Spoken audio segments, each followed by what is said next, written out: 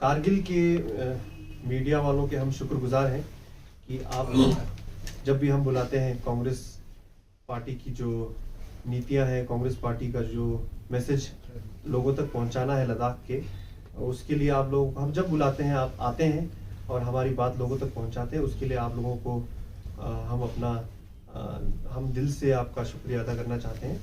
और फिर कारगिल की आवाम को जो आपके माध्यम से हम लोग जिन तक पहुंच रहे हैं और लद्दाख में जितने लोग हमें देख रहे हैं, हम उनको आपके माध्यम से ये बताना चाहते हैं कि कांग्रेस पार्टी का जो अभी कैंपेन चल रहा है, जो जोरों शोर से लेह डिस्ट्रिक्ट से शुरू होते हुए अब कारगिल पहुंचा हुआ है, तो लेह में तो आप लोगों ने मीडिया के थ्रू काफी देखा होगा कि कैसे कांग्रेस के ऑपोजिशन में जो भी लोग खड़े हैं उनको कैसे किसी गांव में किस तरह से उनका वेलकम हो रहा है, किस तरह से उनको सी ऑफ किया जा रहा है, वो आप लोगों ने बखूबी देखा है मीडिया में।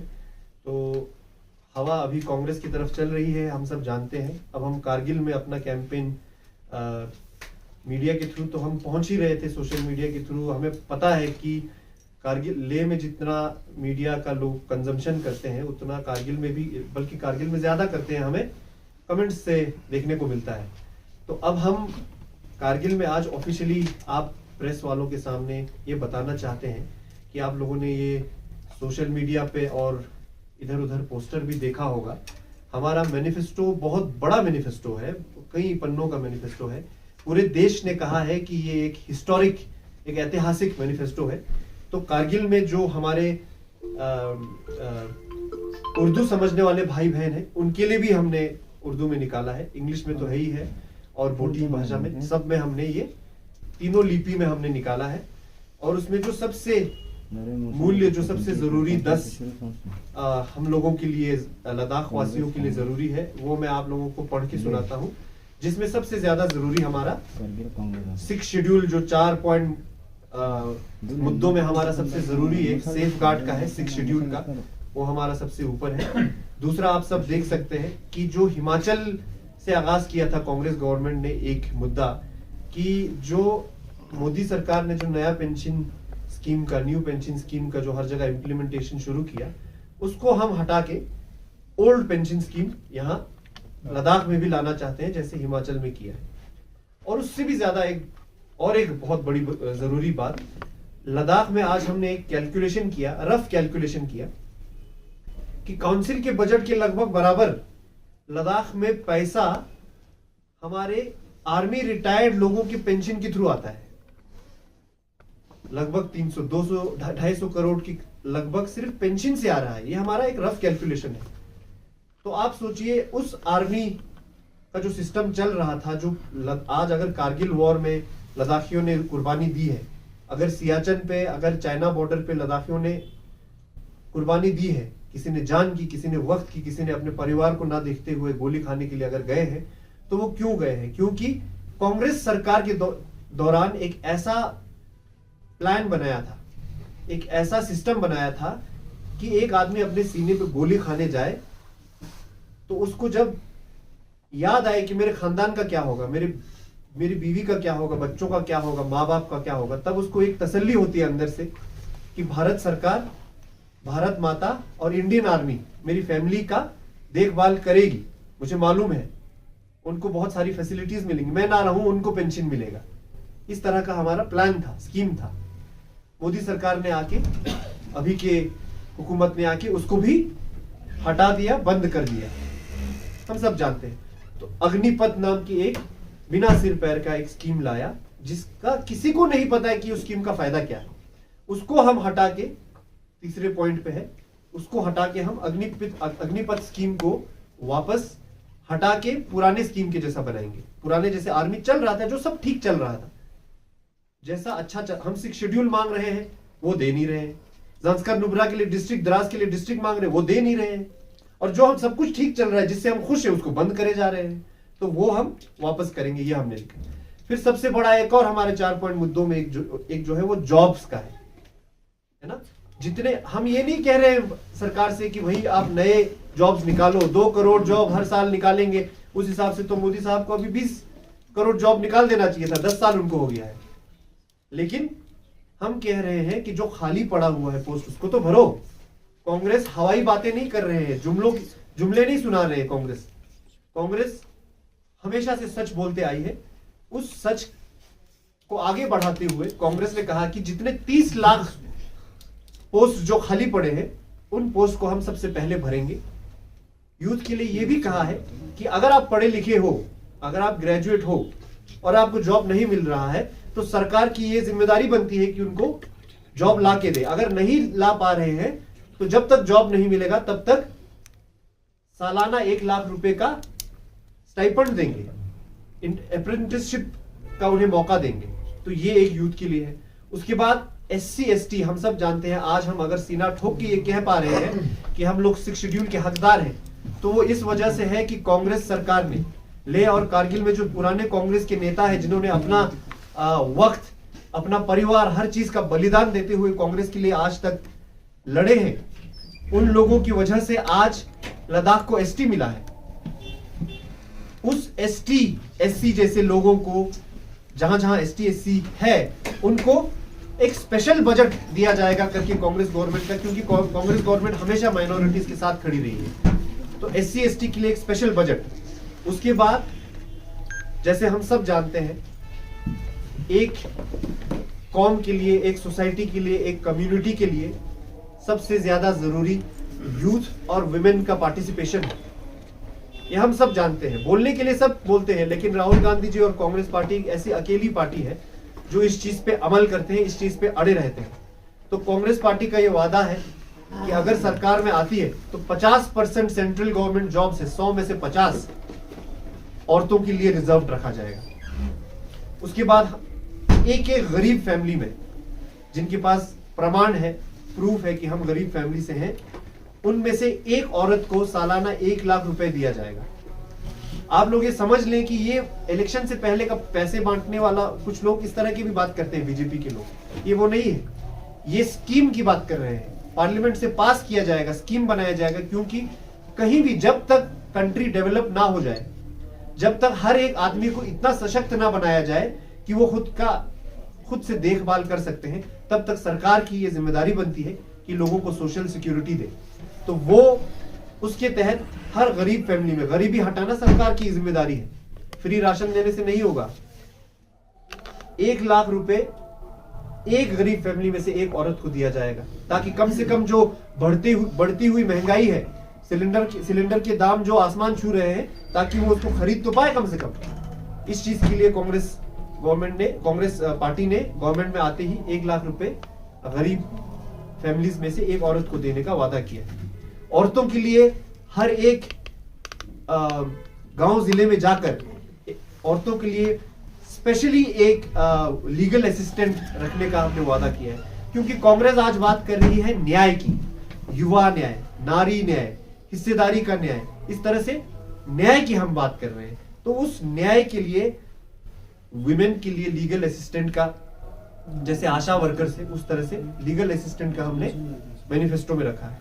और एक बहुत जरूरी बात, हेल्थ कवरेज का रखा हुआ है 25 लाख रुपए का। ये सरकार को करना चाहिए, लेकिन नहीं, हम सब जानते हैं 5 लाख का ये हेल्थ उसका किसी कार्ड के थ्रू आज वादा कर रहे हैं, किसको मिला है आज तक? वो ऐसे ऐसे हॉस्पिटलों को लिस्ट में रखा है जिन हॉस्पिटलों के पास पता नहीं चलता वो है कहां। और ये आशा का एक जो स्टेपन है ना, ये भी दुगना किया जाएगा। हाँ, वो है ना, आशा वर्कर्स, जैसे हमारी मैडम कह रही है, आशा वर्कर्स के लिए भी जो बहुत कम अभी पैसे मिलते हैं उसको कांग्रेस गवर्नमेंट दुगनी करेगी। तो ये वादा है। उसके बाद सबसे जरूरी बात, जो लेह कारगिल किसी भी कौम से हो, किसी भी रीजन से हो, भारत में किसी कोने से हो, हर आदमी के लिए फायदे की एक बात कि जो नरेगा का जो स्कीम कांग्रेस ने भारत के सामने लाया था, जो एक सक्सेसफुल स्कीम रहा, उस स्कीम में आजकल हमें 200 रुपए के आसपास ही पैसे मिलते हैं एक एक वर्कर को। उसको 400 रुपए प्रतिदिन किया जाएगा। ये हम 10-11 जो पॉइंट्स हैं, हम ये मेन निकाल के लाए हैं जो लद्दाख के लोगों के लिए सीधे तौर पर फायदेमंद है। ये हमारा मैनिफेस्टो है। हम गांव जाके, अभी आप लोग देख सकते हैं, यहाँ से अली साहब हमारे साथ हैं, सुभान जाफरी साहब हमारे साथ हैं, लियाकत साहब हमारे सुनने के लिए हमारे लिए आए हैं, जावेद साहब ले से हमारे साथ आए हैं, हुंडुप साहब हमारे स्क्रिप्शन की काउंसलर आए हैं, मैडम परवीन है, एक्स हमारी प्रेसिडेंट भी है और जनरल सेक्रेटरी भी रही हैं, और अब अबा हैदर भी आए हुए हैं, यहाँ से मंजूर हमारे यूथ लीडर हैं, यहाँ से हमारे फिरोज भी हमारे साथ आए हुए यूथ लीडर हैं, वहाँ से हुसैन साहब हैं, शबीर साहब को आप सब जानते हैं, और हमारे ईसा साहब तुर्तुक से हमारे साथ आए हुए हैं, हमारे ब्लॉक प्रेसिडेंट भी हैं लियाकत साहब सोत इलाके के। तो हम सब मिलके कारगिल में जो कांग्रेस के साथ सालों से रहे हैं, जिन्होंने लीडर को ना देखते हुए, कौम को ना देखते हुए, कांग्रेस एक सेक्युलर पार्टी है, कांग्रेस अपने उसूल पे चलने वाली एक पार्टी है, उस सेक्युलरिज्म को, उस इंक्लूसिविटी को आगे रखकर बहुत ऐसे लोग हैं हमारे जो 10, 20, 30, 40 साल से एजेंट बनते हैं कांग्रेस के, अपने खानदान को लेकर कांग्रेस को सपोर्ट करते हैं। वो सारे कांग्रेसी लोगों तक हम पहुंचने की कोशिश में लगे हुए हैं, हम उन तक पहुंचेंगे, ये मैनिफेस्टो उन तक पहुंचाएंगे। विमेन और यूथ की हिस्सेदारी हम सब जानते हैं कि कारगिल में कम रही है, कम क्या कुछ टाइम तक तो ना के बराबर रही है। कांग्रेस में यूथ और विमेन का इंक्लूसिव जो पॉलिसी है उस चीज को आगे बढ़ाते हुए हम हर एक औरत, हम हर एक यूथ तक भी पहुंचने की कोशिश करेंगे। हम लोगों तक पहुंचने के बाद हमारे कैंडिडेट साहब भी यहाँ आएंगे, लोगों से बात करेंगे, क्योंकि लद्दाख इंडिया का सबसे बड़ा पार्लियामेंट्री कॉन्स्टिट्यूंसी है, उनको हर जगह जा जाके एक एक गांव में लोगों से मिल पाना मुश्किल है, इसीलिए वो यहाँ पे आके रैली करना पड़े, जैसे भी करना पड़े, आके हम लोगों से हमारे कैंडिडेट को भी रूबरू कराएंगे। तो ये हमारा आज आप लोगों के माध्यम से कारगिल के लोगों को, जो हमारे कांग्रेस के लिए जो सालों से सपोर्ट में रहे हैं, उन सबको हम मीडिया के माध्यम से बोलना चाहते हैं कि आप लोग साथ बने रहिए, आप लोग हमारे मैनिफेस्टो को, हमारे जो वादे हमारे हैं उनको, जो एक अकेला ऐसा मैनिफेस्टो है जो नेशनल लेवल पे लद्दाख के मुद्दों को उठा रही है, तो उस कोशिश करेंगे। जो भी आपको गलत राह पे लेके जाने की कोशिश करेंगे, कभी कौमी जज्बे में, कभी ले कारगिल के नाम पे, कभी कुछ बोल के, उनकी ना सुने। आप खुद देखिए किसका कैंडिडेट कैसा है, कौन बोल पाता है, कौन पढ़ा लिखा है, कौन अंग्रेजी में, कौन हिंदी में, उर्दू में, लद्दाखी में, जिसमें बोलना जरूरत पड़े उसमें बोल सकते हैं। पार्लियामेंट में जहां जरूरत पड़े, अभी के हमारे पिछले एमपी की तरह नहीं कि उनके सामने से एसटी बिल अमेंडमेंट पास हुआ जिसमें लद्दाख के 8 ट्राइब्स के अलावा 4 और ऐड कर दिया, वहां पे बोलना चाहिए था, नहीं बोले। उस तरह का एमपी ना भेजें, ऐसे कैंडिडेट को सपोर्ट करें जिसके पीछे वो पार्टी लगी है जिसमें बिना किसी कहासुनी के, बिना किसी लड़ाई के, बिना किसी खींचातानी के, उनको सब ने मिलके, सारे युवा नेता, सारे महिलाओं ने, सारे पार्टी में पूरा सब ने मिलके उनको मैंडेट की जिम्मेदारी उनको दी है। तो उस पार्टी को आप लोग सपोर्ट करें। पार्टी की आइडियोलॉजी, एक सोच हमेशा रहती है, लोग बदलते रहते हैं। पार्टी में इंदिरा गांधी जी जब थे तो कांग्रेस पार्टी सबसे ज्यादा आज तक की ऊंचाई पे रही है। लोगों ने कहा इंदिरा गांधी जी के बाद अब कांग्रेस का क्या होगा। आज भी कांग्रेस की आइडियोलॉजी जिंदा है, पार्टी की आइडियोलॉजी को कभी कुछ नहीं होने वाला है। हम लोग मरते दम तक पार्टी की आइडियोलॉजी को, जो कि भारत के कॉन्स्टिट्यूशन के साथ, भारत के हमारे संविधान के साथ एकदम मेल खाता है, उस कॉन्स्टिट्यूशनल वैल्यूज को, उस पार्टी के कॉन्स्टिट्यूशनल वैल्यूज को हम कारगिल में आवाम तक पहुंचाने के लिए इस प्रेस ब्रीफिंग के थ्रू आप लोगों को तकलीफ देकर बुलाया हमने। तो आप लोगों को शुक्रिया, आप लोगों को तहे दिल से धन्यवाद कहना चाहते हैं। यही आज हमारा मतलब साहब, इसमें एक क्वेश्चन एक इम्पोर्टेंट और काफ़ी विस्तार से आपने अपना मैनिफेस्टो जो है डिटेल में मीडिया के सामने आपने रखा। सर, तो इसमें 2-3 सवाल आ रहे हैं, जिसमें अगर हम बोध लेन कारगिल कांग्रेस की अगर हम बात करें तो वो लोग पार्ट हिस्से KDA एपेक्स के, तो इसमें आपने मेन जो स्टेट फॉर लद्दाख को लेके वो मैनिफेस्टो में साफ नज़र नहीं आ रहा। और रिसेंटली कल यानी कि एक वीडियो भी आउट हो गया, सोशो पॉलिटिकल एक्टिविस्ट सज्जाद कारगिली का भी डायरेक्ट निशाना कांग्रेस की तरफ कर रहे, तो इस पर आप क्या कहोगे स्टेट को लेकर? आप सही कह रहे हैं, हमारे शीर्ष नेतृत्व में जो लोग बैठे हैं, जिसमें राहुल गांधी जी हैं, खड़गे साहब हैं, उनमें से राहुल गांधी साहब लेह कारगिल दोनों में दौरा करके गए, है ना। उनके दौरे पे आपने देखा, मोदी साहब की तरह नहीं है कि अपने यहाँ से उसको बुलाया, क्या बोलते हैं, रिप्रेजेंटेटिव को बुलाया, उसने जो कहा उसी पे उन्होंने स्कीम बना दिया, ऐसा तो नहीं है।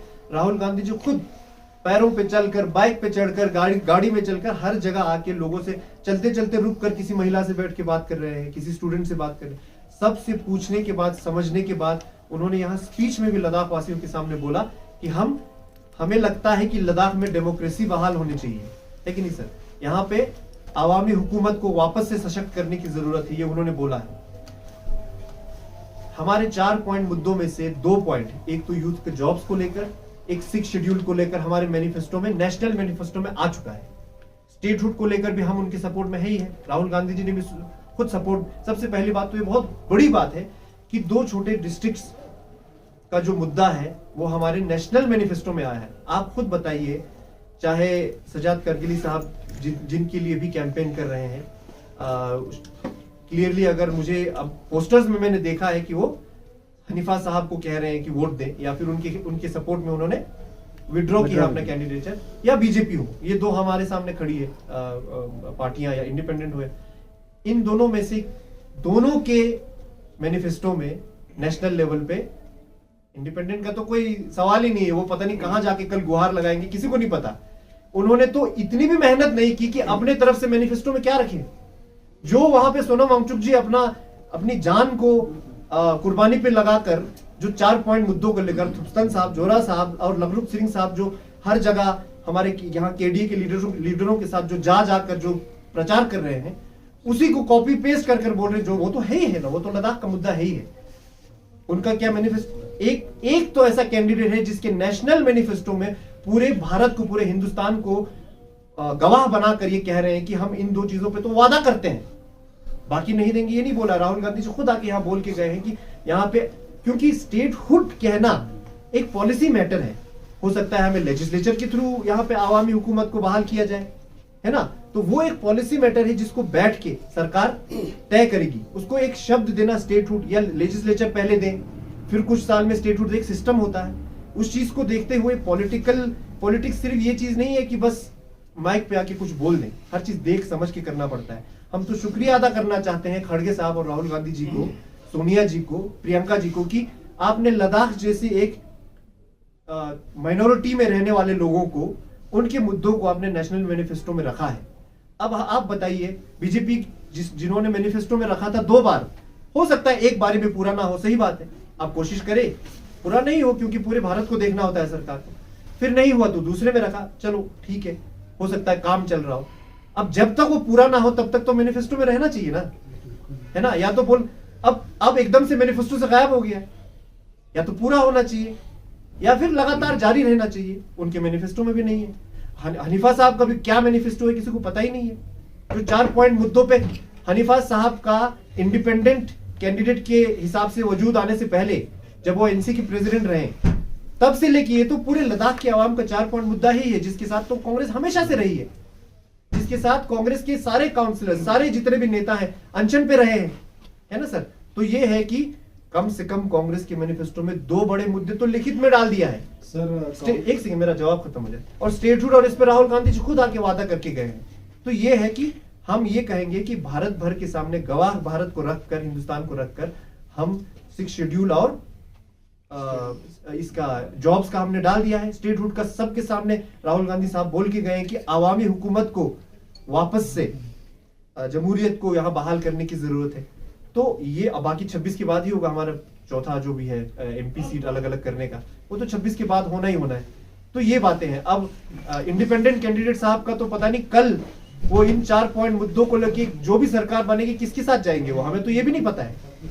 जो अपनी पार्टी, जिस पार्टी के दम पर उन्होंने यहाँ कारगिल में अपना वजूद बनाया है, उस पार्टी को ही अगर उन्होंने धोखा देकर उनके शीर्ष नेतृत्व में उमर अब्दुल्ला, फारूक अब्दुल्ला साहब आज भी ट्वीट कर रहे हैं कि हमें इन कांग्रेस के कैंडिडेट को सपोर्ट करना चाहिए। तो हमें समझ में नहीं आ रहा है कि उनका मैनिफेस्टो क्या है, या फिर वो बाद में कहां जाके मिलेंगे, क्या सपोर्ट करेंगे, किसको सपोर्ट करेंगे।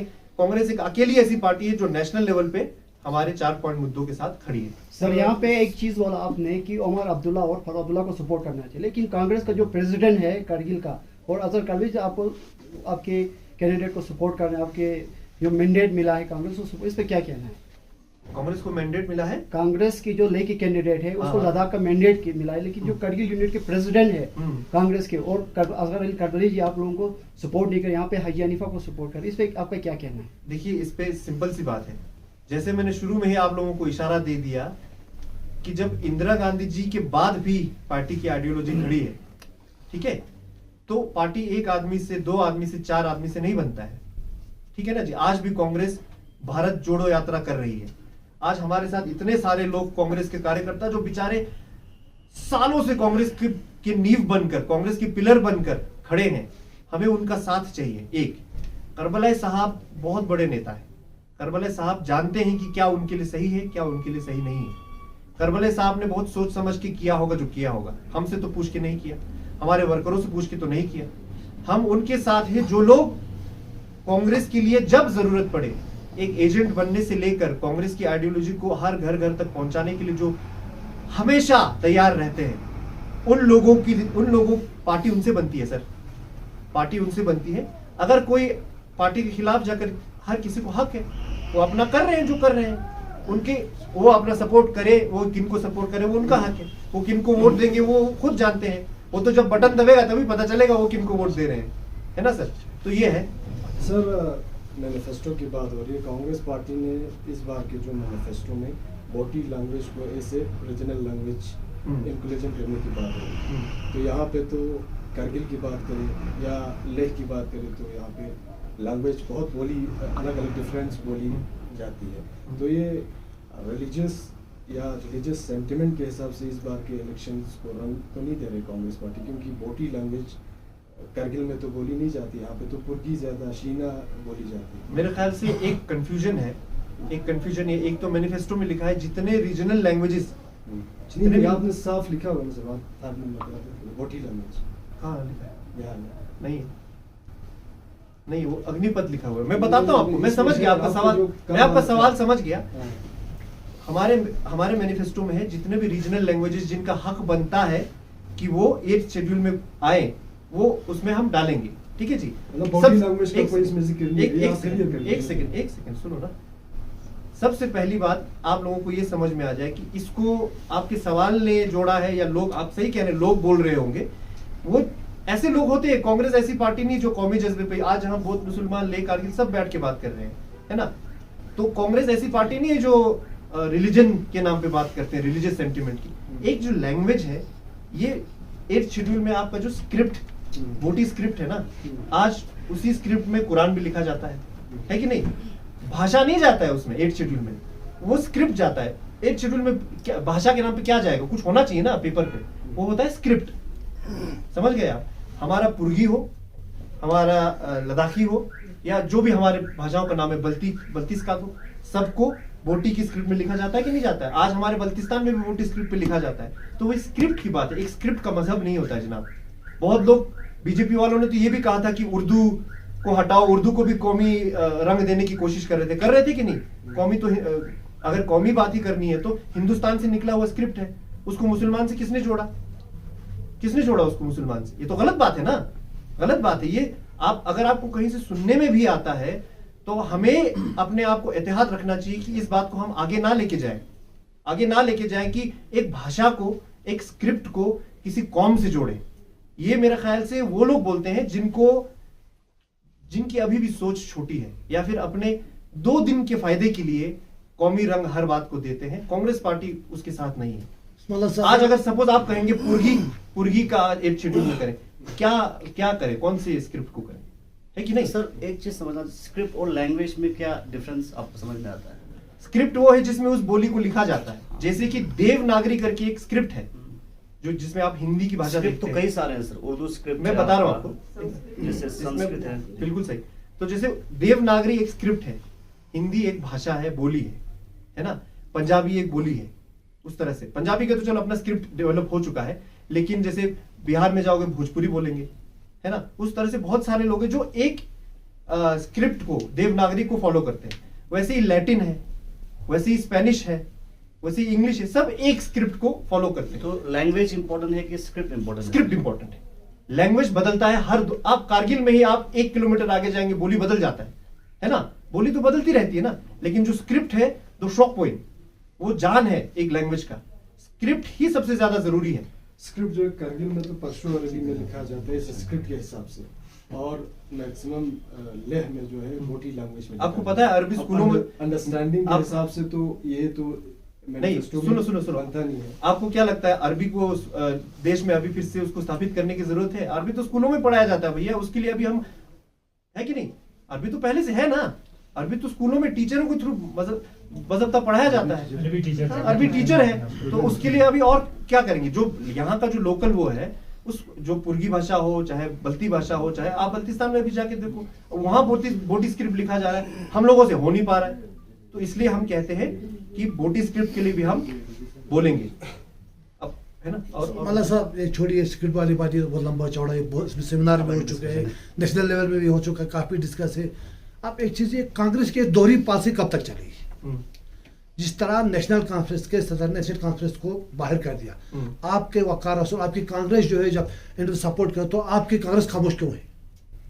कांग्रेस खामोश, कांग्रेस हमारी तरफ से, मैं बोल रहा हूँ कांग्रेस कारगिल तो को, खामोश कारगिल नहीं। के क्या एक्शन उठाया है? कारगिल के जब आपका सपोर्ट नहीं कर रहे हैं, कांग्रेस के हाईलाइट क्या सपोर्ट किया है? आप एक बहुत तजुर्बेकार पत्रकार हैं, आप जानते हैं क्या इलेक्शन से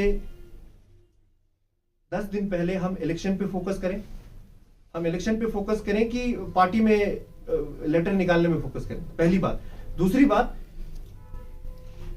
चाहे ले से हो, कारगिल से हो, हर आदमी ने अपना अपना स्टैंड जो है इलेक्शन से पहले क्लियर कर दिया है। और क्या जानने की जरूरत है? कौन इंडिपेंडेंट के साथ है, कौन कांग्रेस के साथ है, कौन बीजेपी के साथ है, वो क्लियर है हम सबके सामने। तो हम अपना इलेक्शन 20 मई तक हम अपना फोकस करके लोगों तक, जो हम भटकना नहीं चाहते हैं अपने मुद्दों से। सर आपने कहा जैसे बोटी ये वो है, इसको छोड़ दीजिए, हम नहीं छोड़ेंगे, हम उस मुद्दे को नहीं छोड़ेंगे। हम ये 10, 11, 12 जितने भी मुद्दे हमें लगता है उसको कवर पे रखना चाहिए, बाकी तो बहुत मुद्दे हैं, उनको लेके हम हर घर पहुंचेंगे। हम अभी उस पर फोकस करेंगे। हम ऐसे डिस्ट्रैक्शन वाले टैक्टिक्स में फंसेंगे नहीं, जैसे जब सब कुछ अच्छा चल रहा होता है तो मोदी साहब आके एक कौमी बात कह के चले जाते हैं, है ना, मुसलमानों को अटैक करेंगे, माइनॉरिटीज को अटैक करेंगे, तो उनको लगता है कि हम उसमें भटक जाएंगे उनको जवाब देने में। हम उन सब में नहीं जाएंगे।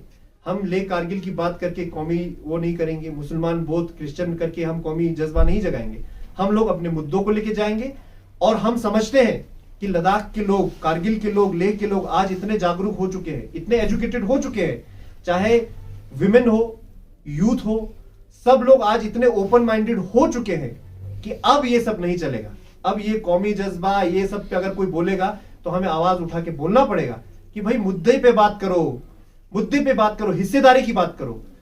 कितने यूथ और वुमेन को आज हिस्सेदारी कारगिल की पॉलिटिक्स में, आप मुझे बताइए कितनों का हिस्सेदारी है आज पॉलिटिक्स में?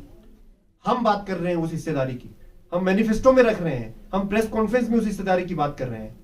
तो ये हमारा मुद्दा है, हम इसको लेके गांव गांव जाएंगे, आज नहीं, कल नहीं, परसों नहीं। मुझे उम्मीद है लद्दाख के लोग जो एक एक दिन के साथ एजुकेटेड होते जा रहे हैं, एक एक दिन के साथ जिनका दिमाग खुलते जा रहा है, उन लोगों को यह बात समझ में आएगी। वो लोग कौमी जज्बे के जाल में नहीं फंसेंगे।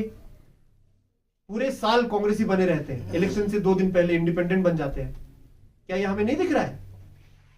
क्या ले के लोगों को, कारगिल के लोगों को इतना नहीं पता लग रहा है? तो हम सब ये जानते हैं। हमारे कांग्रेस के इतने पुराने, यहाँ हैदर साहब को देखिए, कब से कांग्रेस में है, हैदर साहब है, यहाँ लियाकत साहब है, सारे लोग हैं। अजय परवीन को देखिए, कब से कभी प्रेसिडेंट, कभी जनरल सेक्रेटरी के पोस्ट पे रहकर कांग्रेस के मुद्दों को आगे बढ़ा रही है। क्या हमें समझ में नहीं आ रहा है ये बातें? हम ये अभी मुझे सुनने के लिए आए हैं, मैं जो कह रहा हूं वो सुनने के लिए यहाँ बैठे हैं, तो ये सुनेंगे, फिर हमारी बात को समझेंगे। सुभान साहब को देखो, यहाँ कब से सोशल इश्यूज के ऊपर बोलते आ रहे हैं।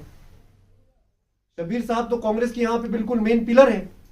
पूरा ऑफिस जो है, कांग्रेस का जो दिल है, धड़कन है, वो यही है।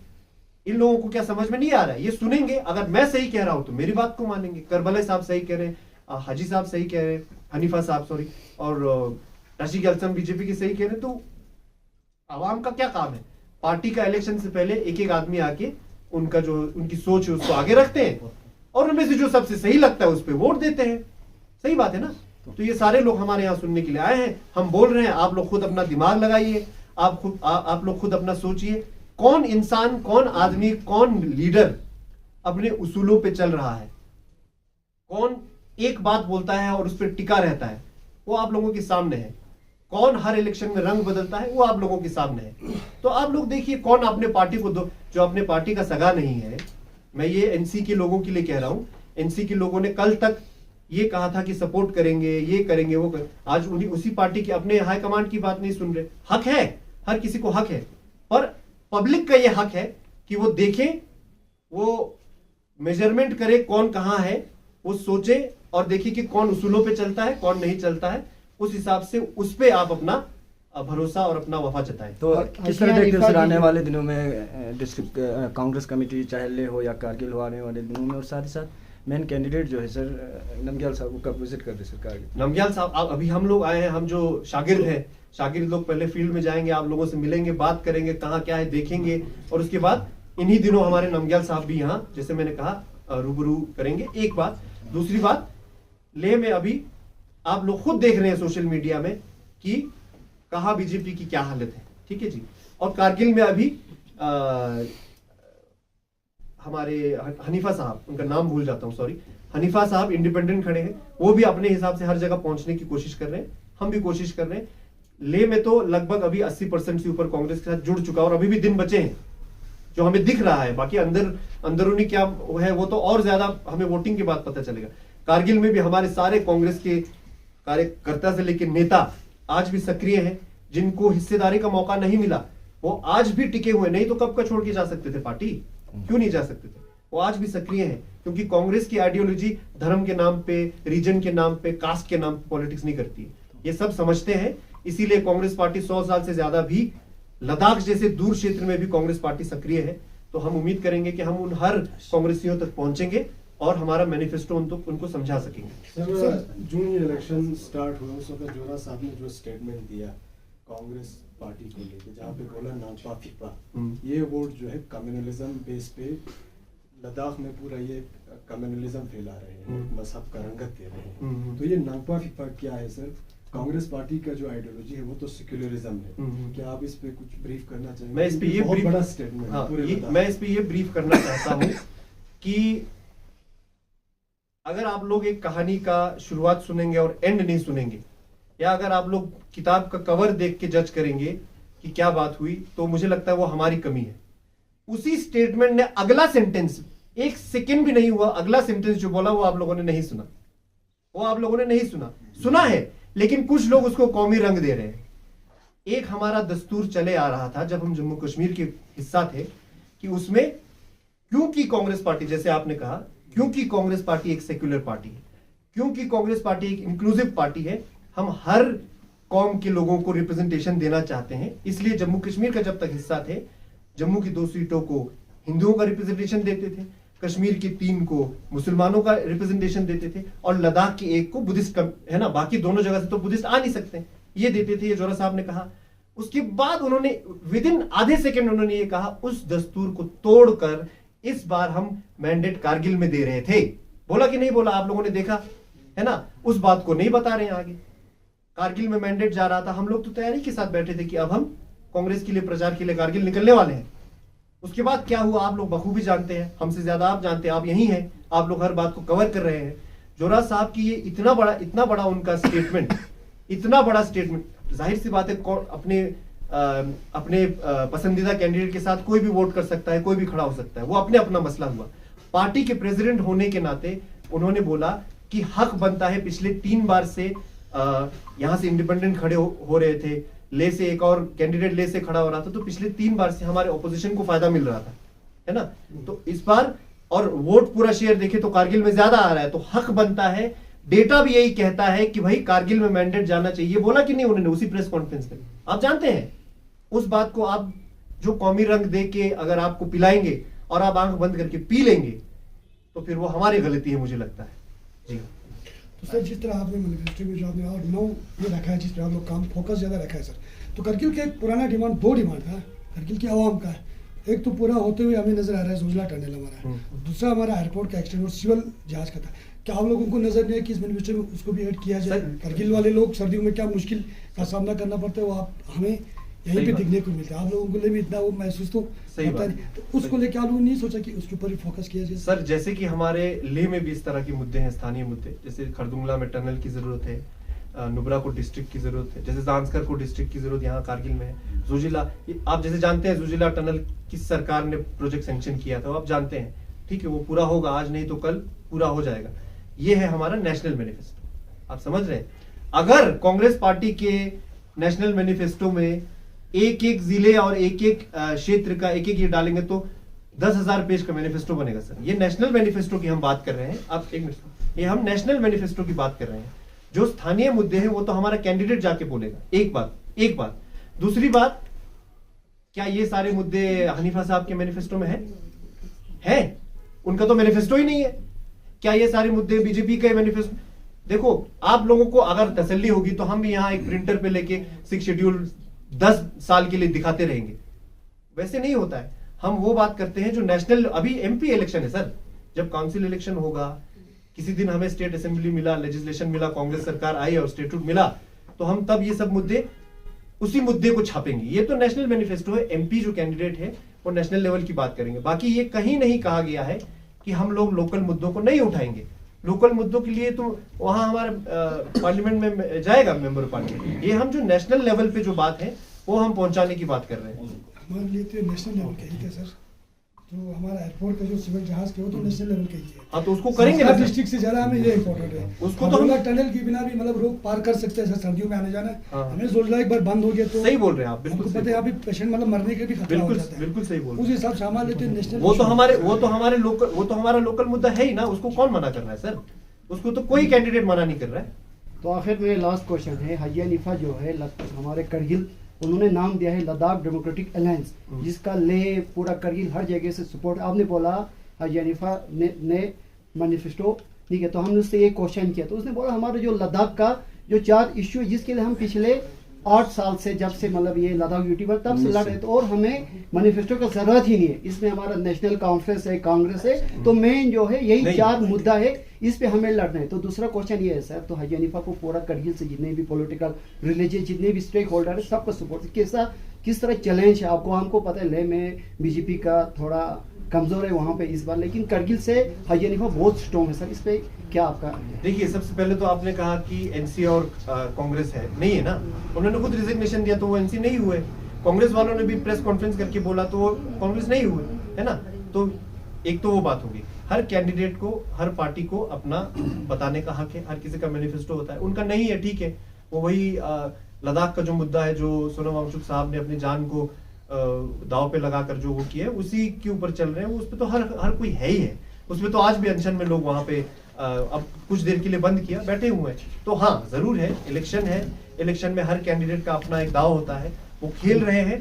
उस हिसाब से हर कोई अपना कदम आगे बढ़ाएंगे। हमें उम्मीद है कि कांग्रेस पार्टी की आइडियोलॉजी को लेकर, कांग्रेस पार्टी की सेक्युलर आइडियोलॉजी को, जो कौमी जज्बे की बात नहीं करता है, उस आइडियोलॉजी को लेकर लोग हमें वेलकम करेंगे। लोग हमारे आइडियाज को, हमारे मैनिफेस्टो को वेलकम करेंगे, समझेंगे और कांग्रेस के हाथ को दबाकर श्री नमग्याल जी के नाम पे वोट देंगे। Thank you sir.